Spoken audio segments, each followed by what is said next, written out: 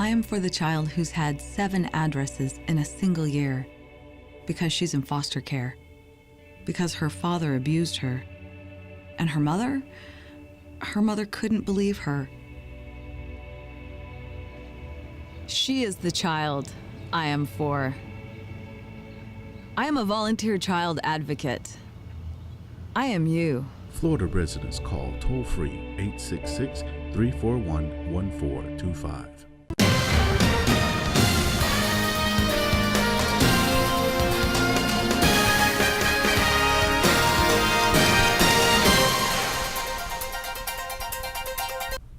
Hi, I'm Danny Ramos. Welcome to this week's edition of Hispanic Speak Out TV, brought to you every single week on Bright House 49 at 9:30 p.m.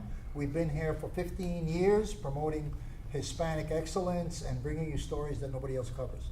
We're going to have a 10-minute discussion on what's going on in the political community. To my left, Greg Perkins, EDU TV. He's the host of EDU TV that's on right after this. Hussein Jaffer. And Hussein, what do you do? By profession, I'm a realtor, but I have the opportunity to come on this program to speak about the Muslim community every week or so, so I'm very fortunate for that. Jose? Jose Miranda, Hispanic Speak Out TV. Host for Hispanic Speak Out TV. All right, let's start off at the end, Jose. Let me start off with what I was hearing a little while ago with your experience trying to penetrate some of the political structures that are now campaigning for president. Well, tell us a little bit about the experience and what your thoughts are. Well, first of all, I think the message that Hillary is trying to put out is partially blocked here, and it's not her fault, it's her surrogates. I believe the Latin community, in a power struggle among themselves, and are keeping the message from getting out to the populace. And because I've been fortunate enough to speak to people on the street, and when I ask them about politics, they don't know anything about it. That means nobody's been knocking on doors, and I'm sure people will go around and say, well, I knocked on that door. The surrogates are not getting on it because we've been structured power thing. I spoke to a higher up who indicated to me basically that we didn't earn that right to be recognized. Higher up where? I mean, what does higher up mean? Higher up on the media chain here for Florida, and indicated to me basically that we weren't big enough or connected enough. Mm-hmm. That's what he alluded to. When I asked more specifics about surrogates, I was told, well, it's judged by Brooklyn. Brooklyn meaning the Clinton administration that started out in Brooklyn. So I said, okay, give me the number to Brooklyn. We can't give you that. I said, give me any number to Brooklyn. We can't give you that either. I said, you're getting messages from Brooklyn. Are you getting it telepathy-wise? You know, They just go, and you get it. You have to have a number. I can't give it to you.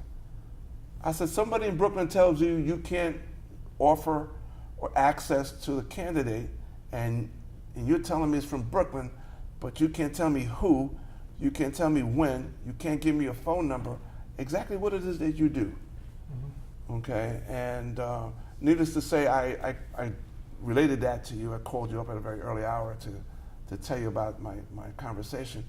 You were upset. You were really upset. Right now you're calm, but you were upset. And the thing about it is, 6 or 7 hours later, they were cooperating. You know what I'm saying? They were talking. Yeah. And I found out, like I said, I don't think, it could be either candidate. I'm just saying the message is not getting, it's in my personal opinion, the message is not getting out because the surrogates are involved in power struggles. Latinos are historically involved in dons and doñas and stuff like that. Perhaps we need to break out of that box so we can get the messages out. Not just to here, to Kissimmee, to DeLand. Let's spread the true message and let people decide what they want to do. So who, do you want to name the person or no? No, not yet. Okay. And whose campaign was it? It was Clinton. That's really sad, you know, because what happens is you are a person that has a great deal of influence over the vote in the I-4 corridor. Right. Through Hispanic Speak Out. Traditionally. And we got a great program that does that. Yeah, and the candidates that come here, 9 out of 10 candidates, now I'm not saying it's all us, right? But 9 out of 10 candidates that come to this show win. Yeah. Okay? Because we play a role with the email blast, we play a role with the broadcasting, and we are a major show on the I-4 corridor. Right. We're not a network show, But neither is PBS, and PBS has a great influence over the community on what happens in the community. So we fall into that nonprofit category because we're a nonprofit broadcast. But what happens is that these people that come into these campaigns are a lot of newcomers, and there are a lot of people who are volunteers who really, really learn as they go. Okay. They really don't know really what they're doing. They kind of jump in and say, I may get a job out of this, you know what I mean? Right. So they have the time to volunteer, and they don't have the knowledge to really reflect in deep decision making what's good for the candidate. And perhaps they're auditioning to jobs for the future. Yeah, that's exactly right. So what they do is they obstruct people from going forward because they don't want to be shown up. Right. You know what I mean? So anybody who comes, you know, hey, you can't get in through that door. You can't get in through that door. Right. We've traditionally gone around that, you know, and then later on they come back, like you said, they come back and they change their attitude. You know, once if they look into what we do, Right.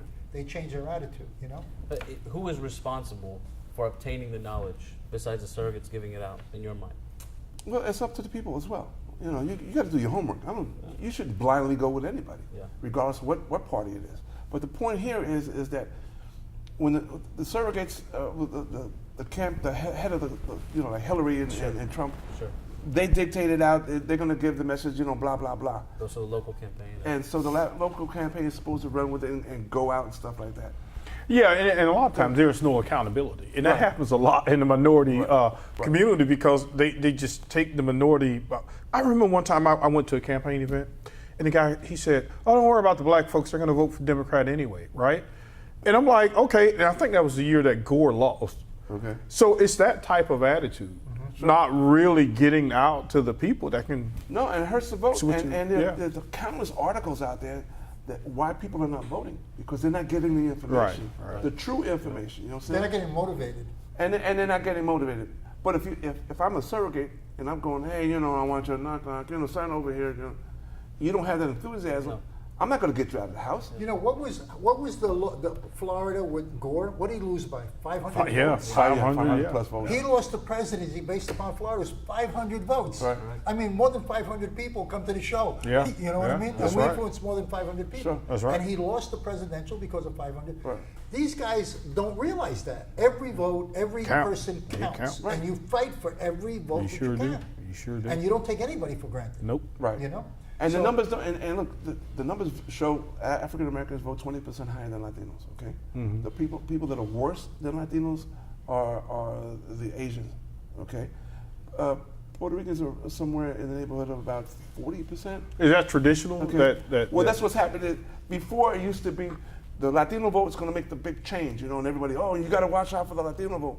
Not so much, okay, because they're so busy bickering and not getting misinformation, and it's about what you talk about at home. We grew up talking about politics at home, about whether it was Puerto Rico, whatever that, okay, and I'm sure you did in your household. You talk about what's Yes, going to sir. make the changes. That's a good point because you know what? Puerto Ricans jump on the bandwagon immediately when it has to do with Puerto Rico and issues going on in Puerto Rico.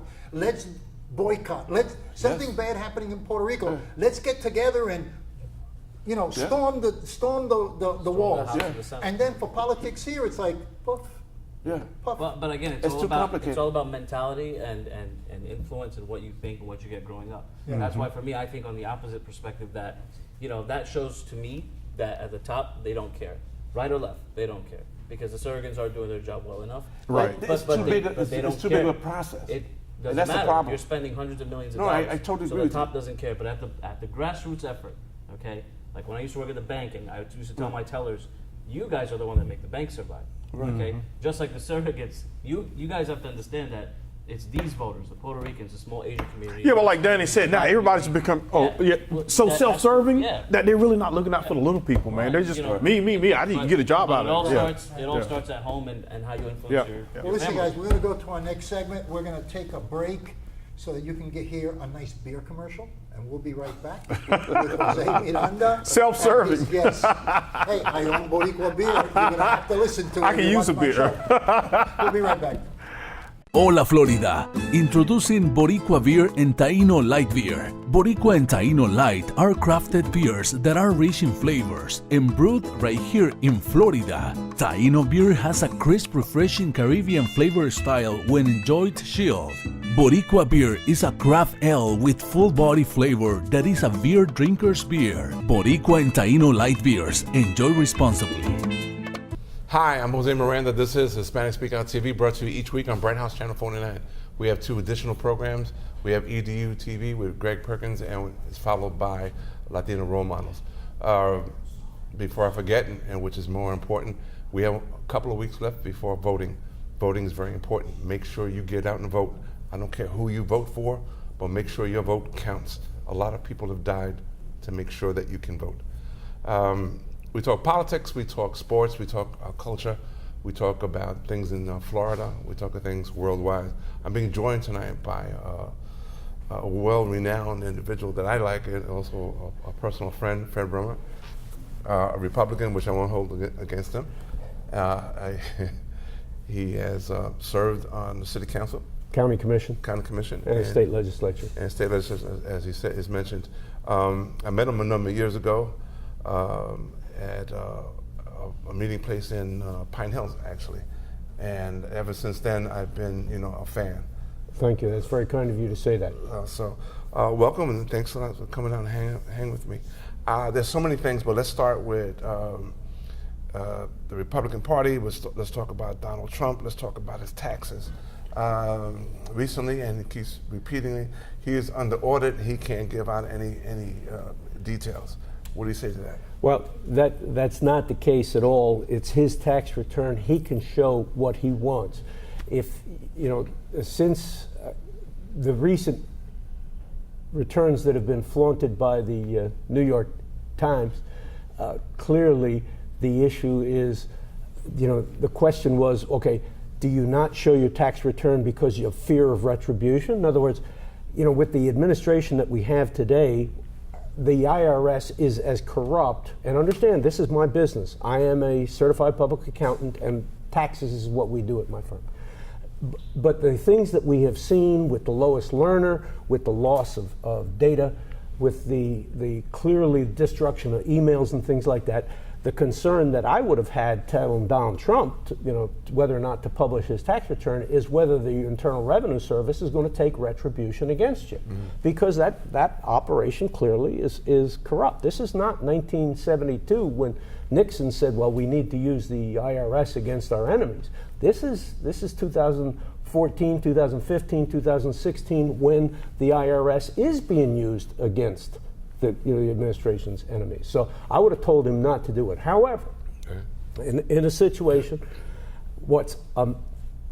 that has been published, I understand why he didn't do it, because you can't understand the way average person will not understand, will not be able to grasp the complexity of the Internal Revenue Service code.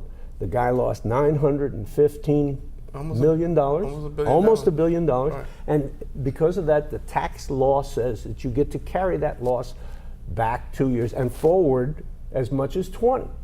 And so, who made that up? Who makes that up? Who decides that? That is Congress and the President of the United States. Congress passes a bill, and then the President has to sign it. Right. So the law is set by Congress. But now let me ask you this: if you said to people, okay, if you make $915 million, we're going to have you pay tax on it. But if you turn around and lose $915 million, we're not going to get you to allow you to apply that against the $915 that you made or against the $915 that you will make. I guarantee you would collapse the economy with that kind of a tax policy. Now, the complexity of that is that people will not understand the Internal Revenue Code and that kind of situation. Yeah, but here's a guy who clearly has stated, I will no longer do it anymore because I'm going to be the President of the United States. So I'm going to take away all those rules I've been taking advantage of. I will no longer give out. Worse than that. The fact of the matter is that the newspaper said this is a bad situation because he doesn't have to pay any income taxes because of this huge loss. For 20 years. Okay. But my point would be, do we want someone who is commander-in-chief that could be so incompetent that they could lose almost $1 billion in business? Now, this is a turn, and And prior to this period, it's my understanding that what he did was he invested in buildings, he invested in things.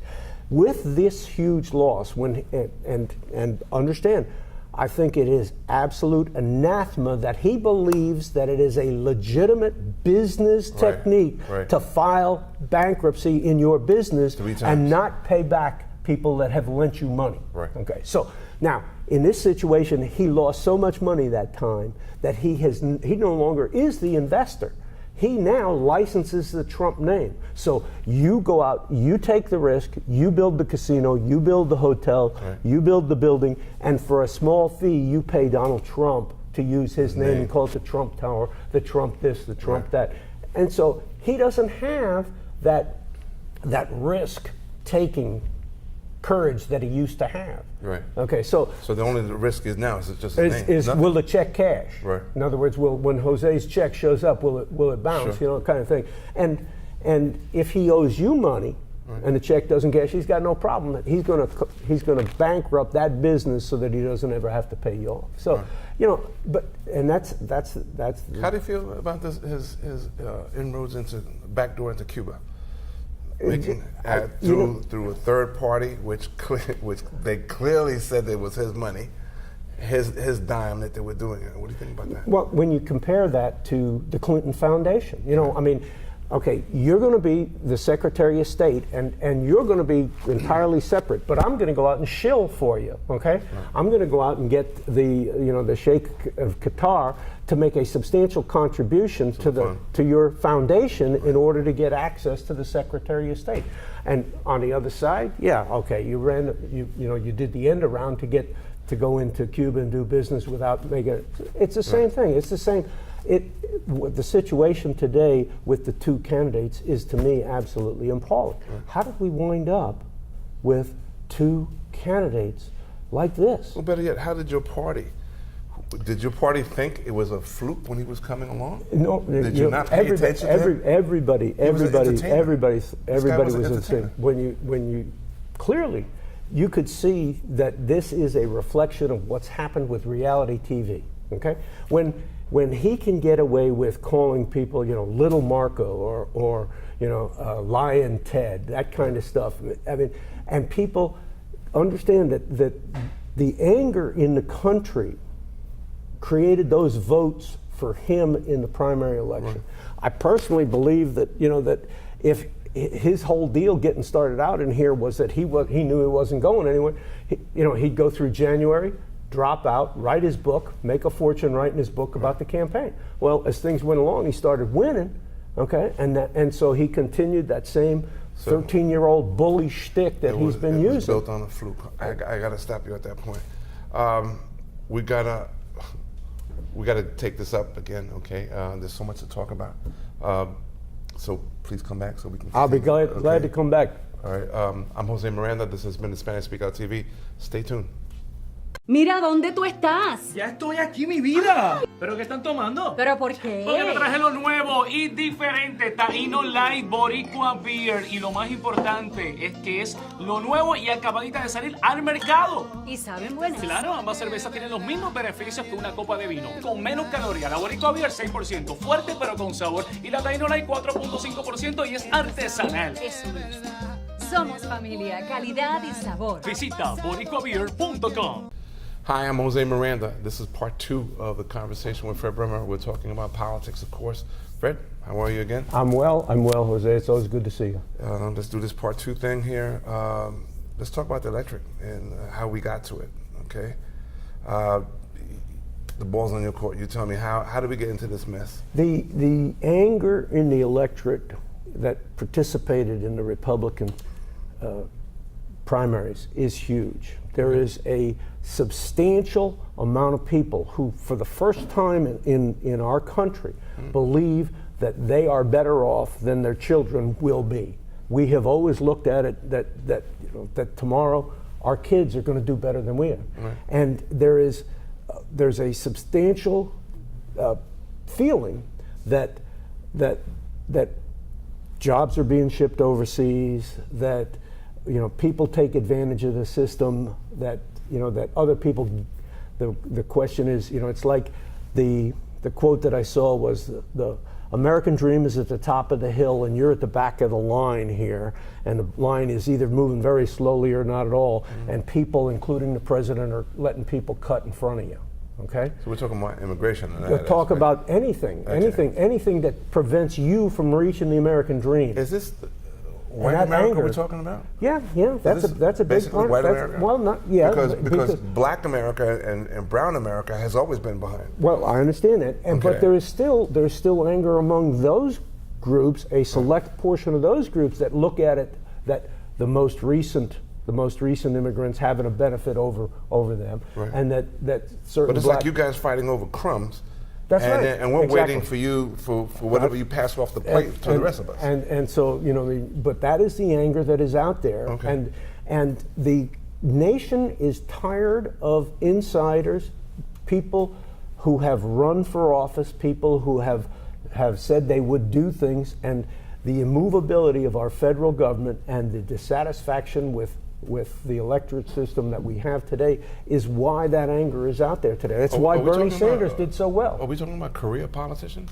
Should we be term limited? You yourself were term limited. I was term limited, and I think term limits are one of the worst things that we can possibly do. Worst things. Worst things that we possibly do. But the same issue, I can remember for years, people talk about, well, all of these, that congressmen should be term limited, but not mine. He's a good guy. That's just fact of life. Yeah, That's yeah. just a fact of life. The one they know, the one they see, the one that they've shaken hands with, Sure. shook hands with is good.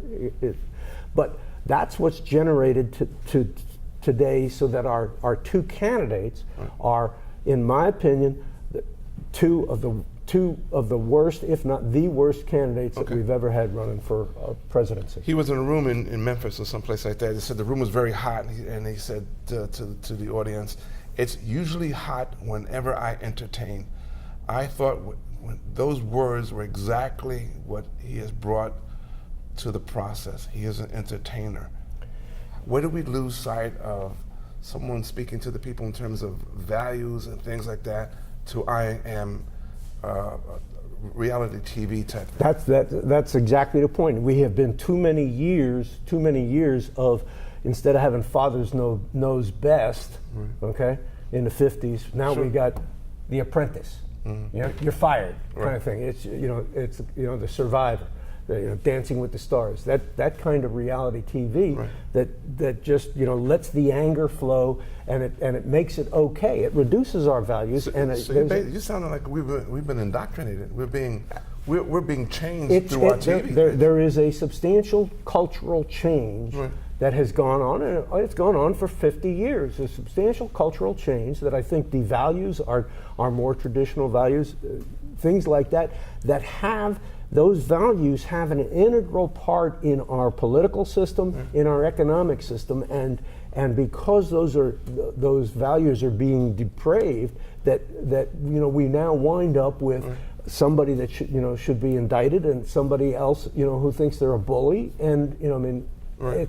it's very disappointing. Where does the Republican Party clearly go in the next 4 years? It was stunning to me as a conservative Republican how little the voters cared about what I considered to be important Republican issues. Smaller government, less regulation. He's not calling for that, though. Absolutely not. Okay. No, I this haven't guy. seen anything he this says. guy has, Okay. and that's my point exactly. Okay. When you get 13 million voters that vote for somebody who, quite frankly, Scarlett, doesn't give a damn about any of those issues, constitutional, family, the importance of those types of things. It tells me that there's a great number of people out there, voters out there, that are totally and completely disconnected from the Republican values that I hold dear. It almost sounds as though the only thing that's missing, and I don't want to use this phrase, but just raising the hand and I obey. And how far are we? And that's also where Bernie Sanders came from, was because those young people did not want to march the tune of the Democrat Party. They did not want to hear the same Clinton stories, claimed Clinton scandals rehashed year after year after year. I mean, God bless them. what amazed me, nobody ever said, except for maybe Debbie Wasserman Schultz, when does he actually register as a Democrat? Bernie Sanders has never registered as a Democrat. He's an independent. I mean, you're going to represent the party in the White House, one of the two major parties, and you're an independent. And so this is, you understand what I'm saying? It is so the electorate is so disassociated from what we have seen in the past that I don't know where we go in the future. I tend to think that we're running, like I said, like some sort of cheerleading thing. The millennials don't know what's going on in government. Not a clue. They don't know who's in charge. They don't know their local government. They don't know anything. My biggest fear is, as the Republican Party boasts that they want inclusion, that they're going to indoctrinate these kids who have no conception of what government is actually supposed to be about. But the issue then is what you're talking about is on the other side. Those kids are going to be indoctrinated by the Democrat Party, which both has both sides. Yeah. So, but what do we do? I mean, here you have a group of kids who are jumping up and down. Even the kids of the '60s, and we're kids from the '60s. We had ideas. We knew where we were going. Yes. Okay. Right. These kids get in the same crowd. They don't have a clue. I will give you the other side of it. All right. November 2014. All right. Actually, it was in August of 2014. 23-year-old young woman in my district was running for the state legislature. So I supported her. So we're going to an event for her. All right. We go to the event for her, and I couldn't get over it.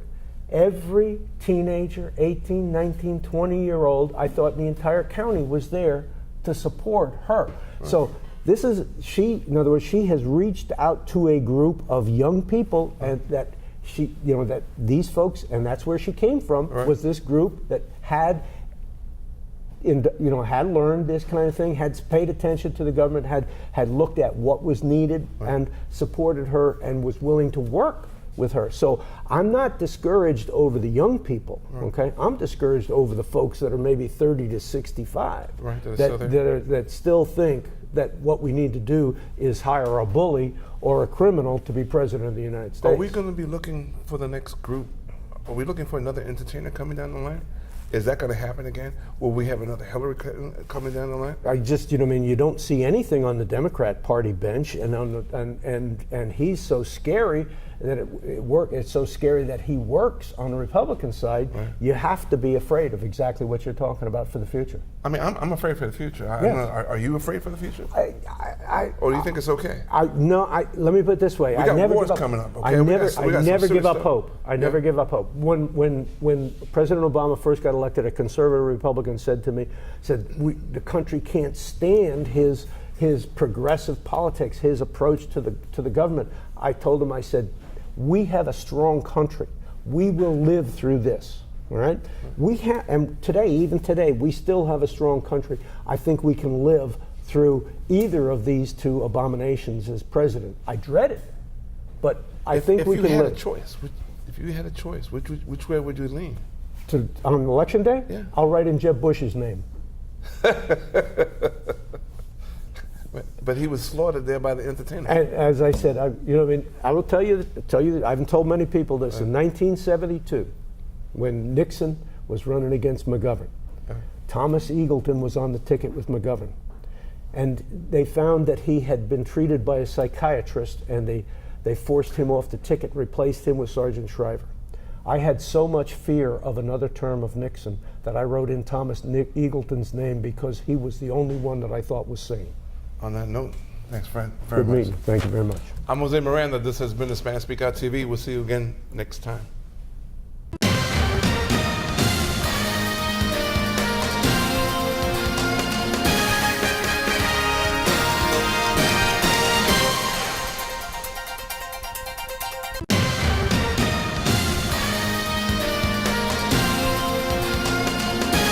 Mira, ¿dónde tú estás? Ya estoy aquí, mi vida. ¿Pero qué están tomando? ¿Pero por qué? Porque te traje lo nuevo y diferente, Taíno Light Boricua Beer. Y lo más importante es que es lo nuevo y acabadita de salir al mercado. ¿Y saben buenas? Claro, ambas cervezas tienen los mismos beneficios que una copa de vino. Con menos calorías, la Boricua Beer 6%, fuerte pero con sabor. Y la Taíno Light 4.5% y es artesanal. Eso me gusta. Somos familia, calidad y sabor. Visita boricuabeer.com. Hola Florida, introducing Boricua Beer and Taino Light Beer. Boricua and Taino Light are crafted beers that are rich in flavors and brewed right here in Florida. Taino beer has a crisp, refreshing Caribbean flavor style when enjoyed chilled. Boricua beer is a craft ale with full body flavor that is a beer drinker's beer. Boricua and Taino Light Beers. Enjoy responsibly.